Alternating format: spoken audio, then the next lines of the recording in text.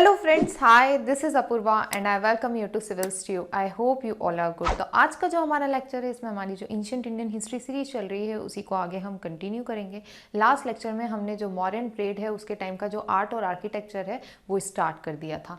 Last lecture में हमने discuss करा था पिलर एडिक्ट्स के बारे में, जो भी important major minor pillar edicts थे वो सारी चीज़ों को डिटेल में देखा था, कहाँ पर उनकी लोकेशन है और उस पर यदि कुछ इंपॉर्टेंट चीज़ मैंशन थी तो उसके बारे में हमने डिटेल में डिस्कस किया था। अब जो हमारा आज का लेक्चर है इसमें हम डिस्कस करेंगे मेजर माइनर रॉक एडिक्ट्स, जो कि बहुत इंपॉर्टेंट है, एग्जाम में इससे रिलेटेड क्वेश्चंस बनते हैं। प्लस इसके अलावा जो स्तूपा वाला पार्ट है, जो अशोका के टाइम पे जो स्तूपास बने हैं उनके बारे में भी हम डिटेल में डिस्कस करेंगे। तो let's start with our today's lecture. Last lecture में हमने पिलर एडिक्ट्स के बारे में डिस्कस करा था, तो कुछ इंपॉर्टेंट फीचर्स थे जिनके बारे में हमने लास्ट लेक्चर में डिस्कस नहीं करा था। तो आज के लेक्चर में सबसे पहले हम देखेंगे कि रॉक और जो पिलर एडिक्ट्स हैं उसके क्या इंपॉर्टेंट फीचर्स हैं। तो सबसे इम्पॉर्टेंट चीज़ ये है कि ये जो पिलर एडिक्ट्स हैं और रॉक एडिक्ट्स हैं, इनसे हमको फर्स्ट टेंजिबल इंफॉर्मेशन मिलती है अबाउट बुद्धिज़्म। ओके, तब हमने आर्कोलॉजिकल सोर्सेज वाला जब पार्ट डिस्कस करा था, जब हमने सोर्सेज, हिस्टोरिकल सोर्सेज डिस्कस करा था, तो हमने उसमें डिस्कस करा था कि जो आर्कोलॉजिकल सोर्सेज होते हैं उसको बहुत इम्पॉर्टेंट और ज़्यादा ऑथेंटिक सोर्स माना जाता है, क्योंकि उसको समय के साथ मॉडिफाई नहीं किया जा सकता। उसी हिसाब से ये जो एडिक्ट्स हैं ये फर्स्ट टेंजिबल सोर्स माना जाता है अबाउट बुद्धिज़्म। लास्ट लेक्चर में हमने पिलर एडिक्ट्स के बारे में डिस्कस करा था, जिसमें हमने एक पिलर एडिक्ट जो कि रुमनदेई में था वो डिस्कस करा था, जिसमें ये बताया गया है कि जो लुम्बिनी रुमनदेई जो प्लेस है वो गौतम बौद्ध की बर्थ प्लेस है। तो काफ़ी कुछ इन्फॉर्मेशन हमको इन एडिक्ट से मिलती है। सेकेंड चीज़ ये है कि ये जो एडिक्ट्स होते थे, पिलर एडिक्ट्स और रॉक एडिक्ट्स, इनको हमेशा कहाँ पे लगाया जाता था, ये कहाँ पे मिलते थे हमको? पब्लिक प्लेसेस पे या तो ट्रेड रूट पे। इसका मेन ऑब्जेक्टिव होता था एडिक्ट्स का कि लोगों तक इंफॉर्मेशन पहुंचा सके, किंग की क्या इच्छा है या जो उनकी प्रोक्लेमेशंस होती थी वो लोगों तक ईजिली पहुंच पाए, स्प्रेड हो पाए, ये मेन ऑब्जेक्टिव था। तो कहाँ लगाया जाएगा इनको? ट्रेड रूट पे लगाया जाता था या तो पब्लिक प्लेसेस पे लगाया जाता था, ताकि लोगों को ईजिली इंफॉर्मेशन मिल सके। इसमें हमको क्या देखने मिलता है? रिलीजियस डिस्कोर्स देखने के लिए मिलता है, मॉरल ड्यूटीज़ के बारे में देखने के लिए मिलता है। आज जब हम रॉक एडिक्ट्स डिस्कस करेंगे तो हम देखेंगे कि जो रॉक एडिक्ट्स हैं, जो मेजर रॉक एडिक्ट्स हैं, वो हमको मॉरल ड्यूटीज़, धम्म पॉलिसी, इनके बारे में बहुत सारी इंफॉर्मेशन प्रोवाइड करती है। ओके, तो इन एडिक्ट्स का मेन काम होता था कि लोगों को उनकी मॉरल ड्यूटीज़ बता पाए, ये बता पाए कि किस तरीके से आपको आपकी लाइफ कंडक्ट करनी चाहिए, क्या ऑब्जेक्टिव होना चाहिए, अशोका किस तरीके से वेलफेयर पॉलिसी लेकर आएंगे या उस समय किस तरीके का रूल होगा। तो ये सारी चीज़ों को एडिक्ट्स के थ्रू ही लोगों तक पहुंचाया जाता था। एक और इम्पॉर्टेंट चीज़ है कि हमने डिस्कस करा कि ये मेजर एडिक्ट है, ये माइनर एडिक्ट है। लास्ट लेक्चर में तब हम पिलर एडिक्ट्स के बारे में डिस्कस कर रहे थे, तो हमने डिस्कस करा था कि मेजर और माइनर पिलर एडिक्ट्स में क्या डिफरेंस है। तो जो मेजर पिलर एडिक्ट्स थे वो जो अशोका थे उनका जो एंड ऑफ द रेन का पार्ट था, मतलब जो उनका रूलिंग का एंड का पार्ट था, उस समय वो एडिक्ट्स बनवाए गए थे।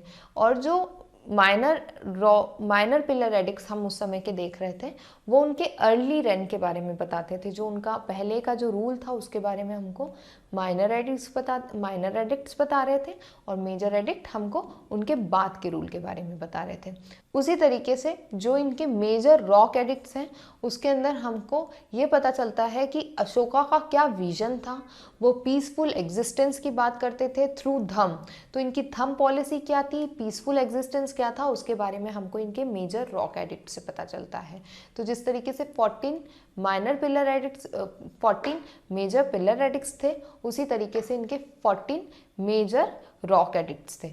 तो हम डिटेल में डिस्कस करते हैं इनके मेजर रॉक एडिक्ट्स। ये मैप आप देख रहे हैं, इस मैप के अंदर जो मेजर रॉक एडिक्ट्स हैं उनके बारे में मेंशन है, पिलर एडिक्ट्स के बारे में मेंशन है, और माइनर रॉक एडिक्ट्स के बारे में भी बताया गया है।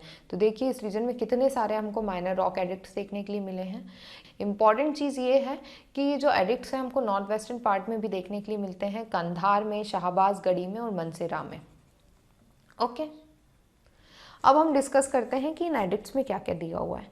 ये एडिक्ट्स हमको क्या हेल्प करेंगे, मतलब हमको क्यों जानना है कि इन एडिक्ट्स के अंदर क्या दिया हुआ है। देखिए, प्री के अंदर तो क्वेश्चन बन ही जाते हैं एमसीक्यू, और आप वो इजीली अटेम्प्ट कर लेंगे, बट मेंस में क्वेश्चन बन सकता है कि जो धम्म पॉलिसी है अशोका की, उसका प्रेजेंट डे सिनेरियो में क्या रिलेवेंस है, या ये क्वेश्चन बन सकता है कि कैसी क्या उन पॉलिसी में चीज़ें थी जिससे हमको ये पता चलता है कि अशोका के टाइम पे सेक्युलरिज्म था।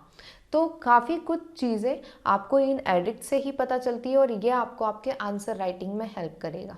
ओके, तो सबसे पहला जो मेजर रॉक एडिक्ट है वो बताता है कि प्रोहिबिट करना चाहिए एनिमल सेक्रीफाइस को और फेस्टिव गैदरिंग को। ठीक है, तब हम वैदिक परेड पढ़ते हैं, वैदिक कल्चर के बारे में पढ़ते हैं, तो हमको पता चलता है कि सेक्रीफाइस बहुत इंपॉर्टेंट पार्ट होता था उनके रिचुअल्स का, उनके कस्टम का।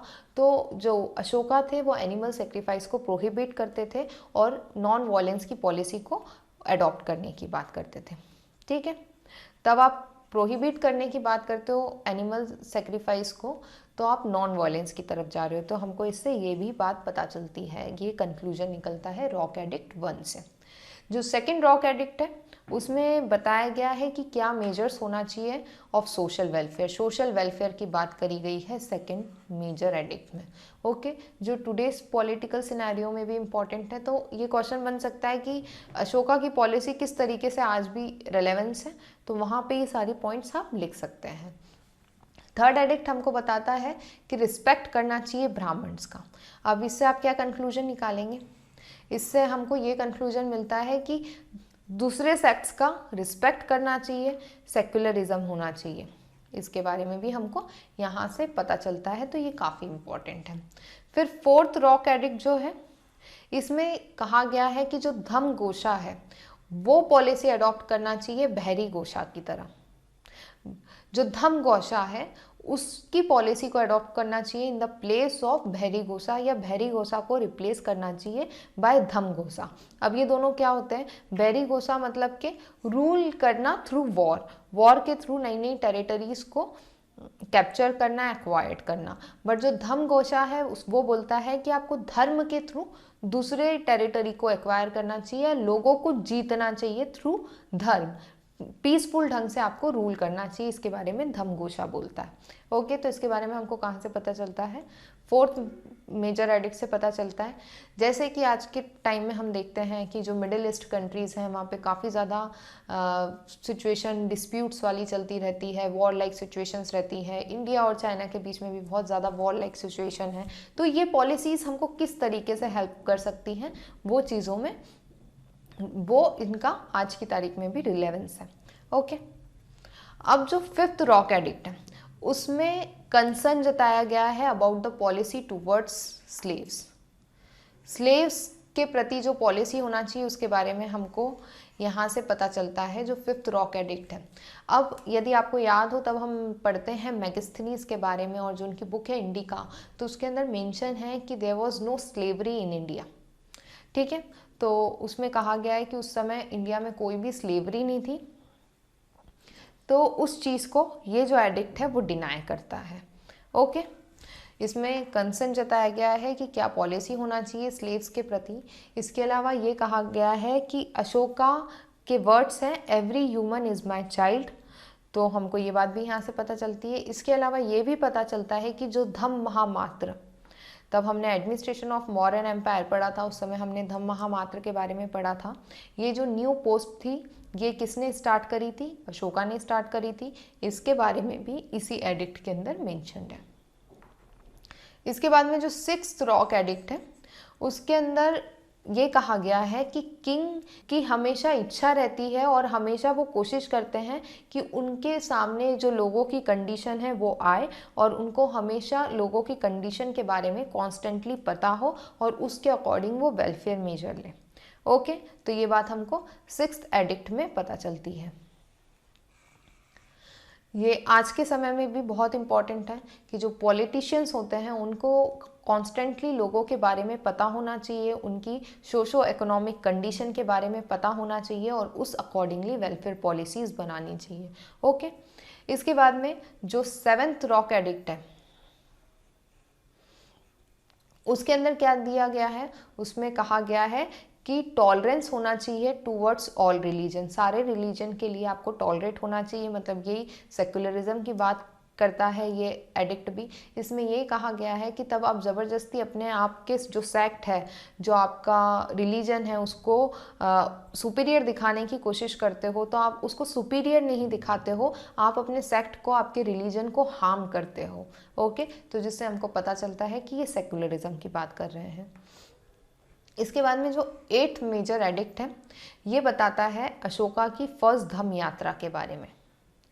अशोका की जो फर्स्ट धम्म यात्रा थी वो कहाँ गए थे उस धम्म यात्रा में, वो बोध गया बोधि ट्री गए थे। ओके, तो ये काफ़ी इम्पॉर्टेंट इवेंट है अशोका की लाइफ का।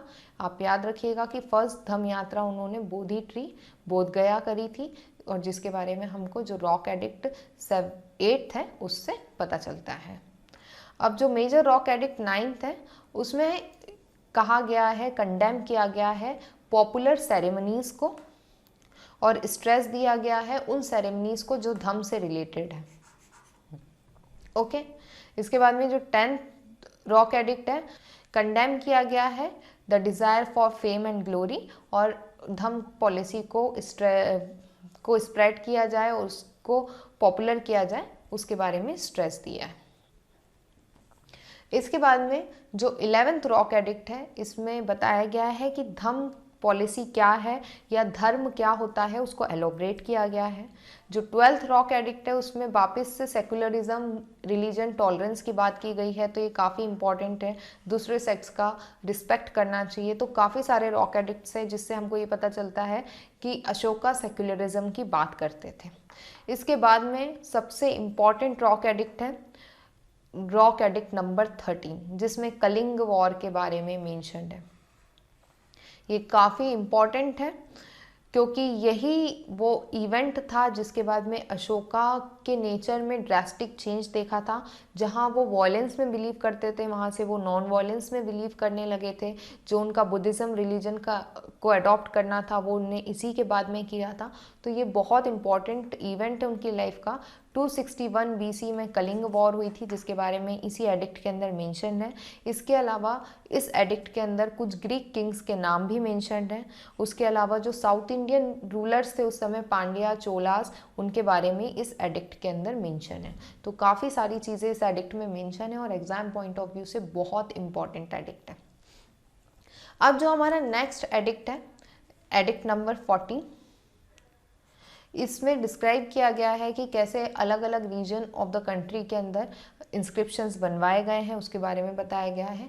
इसके अलावा ये भी इंस्पायर किया गया है कि किसी भी पर्सन को रिलीजियस लाइफ जीनी चाहिए। ओके, तो रिलीजन पे बहुत ज़्यादा स्ट्रेस दिया गया है इन सारे रॉक एडिक्ट्स में, और काफ़ी सारे एडिक्ट्स ऐसे हैं जिनसे हमको सेक्युलरिज्म के बारे में पता चलता है। ओके, अब कुछ इम्पॉर्टेंट फैक्ट्स हैं इन एडिक्ट से रिलेटेड, वो हम डिटेल में डिस्कस कर लेते हैं।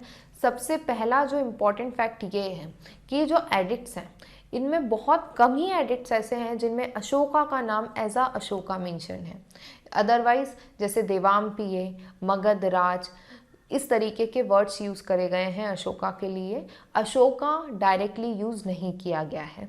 सिर्फ 4 ही ऐसे एडिक्ट्स हैं जिनके ऊपर अशोका नाम यूज़ किया गया है, जो है मस्की, उदयगोलम, गुज्जर और निट्टूर। तो ये चारों प्लेसेस के नाम बहुत इंपॉर्टेंट हैं। यूपीएससी, अदर स्टेट पीएससी, किसी भी एग्जाम में आ सकता है कि इसमें से कौन सा एडिक्ट ऐसा है जिसमें अशोका का नाम एज अशोका मेंशन्ड है। तो आपको पता होना चाहिए कि ये 4 ही एडिक्ट्स ऐसे हैं जहाँ पे अशोका का नाम एज अशोका मेंशन्ड है। इसके बाद में हम देखते हैं लैंग्वेज ऑफ द इंस्क्रिप्शन। देखिए, हम पहले भी डिस्कस कर चुके कि ये जो एडिक्ट्स थे, इनका मेन ऑब्जेक्टिव था लोगों तक इन्फॉर्मेशन पहुंचाना। तो डेफिनेटली ये वही लैंग्वेज यूज़ करते होंगे जो लोगों को ईजिली समझ में आए या जो उस रीजन में ज़्यादा यूज़ होती है। इसलिए जो हमको ईस्टर्न पार्ट ऑफ इंडिया में जितने भी इंस्क्रिप्शन मिले हैं वो मगधी लैंग्वेज में लिखे गए हैं और ब्राह्मी स्क्रिप्ट में लिखे गए हैं। ओके, और वहीं पे जो वेस्टर्न पार्ट ऑफ इंडिया है, वहाँ पे जितने भी हमको इंस्क्रिप्शन मिले हैं वो प्राकृत लैंग्वेज में लिखे गए हैं और खरोष्टी स्क्रिप्ट उनके लिए यूज़ की गई है। तो ये बहुत इंपॉर्टेंट है। इसके अलावा जो एडिक्ट नंबर 13 है, जो कि मोस्ट इम्पॉर्टेंट एडिक्ट है, जिसमें कलिंग वॉर के बारे में मेंशन है। इसके अंदर कुछ पार्ट, कुछ एक्सट्रैक्ट ग्रीक और अरेमिक में भी लिखा हुआ है, तो ये काफ़ी इम्पॉर्टेंट है। इसके अलावा जो भाब्रू इंस्क्रिप्शन है, वहाँ का जो इंस्क्रिप्शन है वो बोस्टोफेड्रन इंस्क्रिप्ट है। बोस्टोफेड्रन मतलब right to left, left to right, इस तरीके से जो लैंग्वेज बाय डायरेक्शनल ढंग से लिखी जाती है उसको बोस्टोफेड्रन कहा जाता है, और जो भाब्रू इंस्क्रिप्शन पे यूज़ की गई है। इसके बाद में हम देखते हैं अशोकन जूनागढ़ इंस्क्रिप्शन। अशोका का जो जूनागढ़ इंस्क्रिप्शन है वो काफ़ी इम्पॉर्टेंट है। इसके अंदर साक रूलर रुद्रदामन, जिनका टाइम पीरियड था 130 एडी से लेकर 150 एडी तक, उनके बारे में मेंशन है। हम आगे जाके रुद्रदामन के बारे में पढ़ेंगे, और यदि आप मेरी मध्य प्रदेश वाली सीरीज़ देख रहे हैं तो हम ऑलरेडी उसमें रुद्रदामन के बारे में डिटेल में डिस्कस कर चुके हैं, तो उनके बारे में हमको ये अशोकन जूनागढ़ इंस्क्रिप्शन से देखने मिलता है। इसके अलावा गुप्ता रूलर स्कंद गुप्त के बारे में भी इस इंस्क्रिप्शन में मेंशन है। ओके, ये इंस्क्रिप्शन से हमको ये पता चलता है कि जूनागढ़ तक अशोका का रूल इस्टेब्लिश हो चुका था। इसके बाद में हम देखते हैं अशोकन इलाहाबाद इंस्क्रिप्शन। ये जो इंस्क्रिप्शन है बहुत इंपॉर्टेंट है, इसको क्वींस एडिक्ट भी कहा जाता है। यहाँ पे अशोका कारुवाकी, जो कि अशोका की वाइफ थी, इसके अलावा जो गुप्ता रूलर थे समुद्रगुप्त, इसके अलावा जो जहांगीर जो कि मुगल किंग थे, उनके बारे में भी इस एडिक्ट में, इस इंस्क्रिप्शन के अंदर मेंशन्ड है। ओके, इसके बाद में हम देखते हैं भाब्रू इंस्क्रिप्शन। भाब्रू इंस्क्रिप्शन एक लौता ऐसा इंस्क्रिप्शन है जिसमें अशोका को मगध राज कहा गया है। तो इससे हमको क्या पता चलता है कि वो मगध के राजा थे। ओके, तो ये सारी चीज़ें डिटेल में हमने डिस्कस कर ली। हमारे जो रॉक एडिक्ट्स थे, जो पिलर एडिक्ट्स थे, उनको हमको क्या हिस्टोरिकल सोर्स के तौर पे हमारे लिए हेल्प प्रोवाइड करते हैं और हमको क्या क्या पता चलता है, वो सारी चीज़ें डिटेल में डिस्कस कर ली है। मुझे नहीं लगता कि इसके बाहर और कोई चीज़ इंपॉर्टेंट है। अब हम डिस्कस करेंगे स्तूपा के बारे में। स्तूपा क्या होते हैं? स्तूपा एक बुद्धिस्ट रिलीजन प्लेस होती है। जो अर्लीस्ट स्तूपा हमको देखने मिलते हैं गौतम बौद्ध की डेथ के बाद में, उन स्तूपा में कुछ रेमिटेंट्स, कुछ इम्पॉर्टेंट ऑब्जेक्टिव्स या कुछ गौतम बौद्ध की जो बॉडी के पार्ट्स हैं उनको प्रिजर्व किया गया था। और जो लेटर टाइम के जो स्तूपास हैं वो गौतम बौद्ध से रिलेटेड है, प्लस जो उनके डिसाइपल्स थे, जो उनके फॉलोअर थे इम्पॉर्टेंट, उनके कुछ इम्पॉर्टेंट ऑब्जेक्ट्स वगैरह रखे गए हैं उनमें। और ये एक रिलीजियस प्लेस है गौतम बौद्ध से रिलेटेड, ठीक है। और ये जो स्तूपा बनना जो स्टार्ट हुए थे, ये मेनली हमको अशोका के टाइम से देखने के लिए मिलते हैं। ओके, मौर्यन जो पीरियड था उसमें अशोका के टाइम पे काफ़ी सारे स्तूपास को बनवाया गया कंट्री के अलग अलग पार्ट्स में। ओके, अभी जो स्तूपा होता था उसमें एक सॉलिड डोम होता था जिसको ब्रिक या स्टोन का बनाया जाता था, और इनका जो साइज़ होता था वो डिफरेंट डिफरेंट होते थे। अभी जो स्तूपास होते थे ये क्यों बनाए जाते थे? ये रिप्रेजेंट करते थे गौतम बुद्ध को, उनके जो अचीवमेंट्स थे उनको रिप्रेजेंट करते थे, उसको सेलिब्रेट करने के लिए ये स्तूपास को बनाया गया था।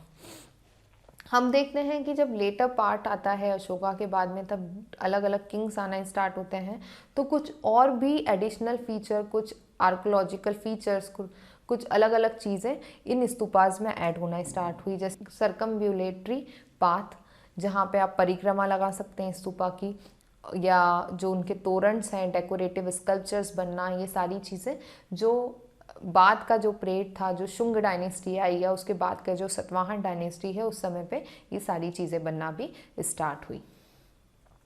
ओके, अब हम देखते हैं आर्किटेक्चर ऑफ स्तूपा। स्तूपा बहुत इंपॉर्टेंट है, एक एक चीज़ आपको पता होना चाहिए कि किस चीज़ का क्या मतलब है। तो सबसे पहली जो आर्किटेक्चर ऑफ स्तूपा में इंपॉर्टेंट चीज़ आती है वो होता है अड्डा, डोम, ठीक है। हम पहली चीज़ डिस्कस कर चुके कि जो स्तूपा होता है वो एक डोम शेप का होता है, और ये जो मॉन्ड होता है, जो डोम होता है, वो ब्रिक और स्टोन का बना होता है। और ये किस चीज़ को कवर करता है?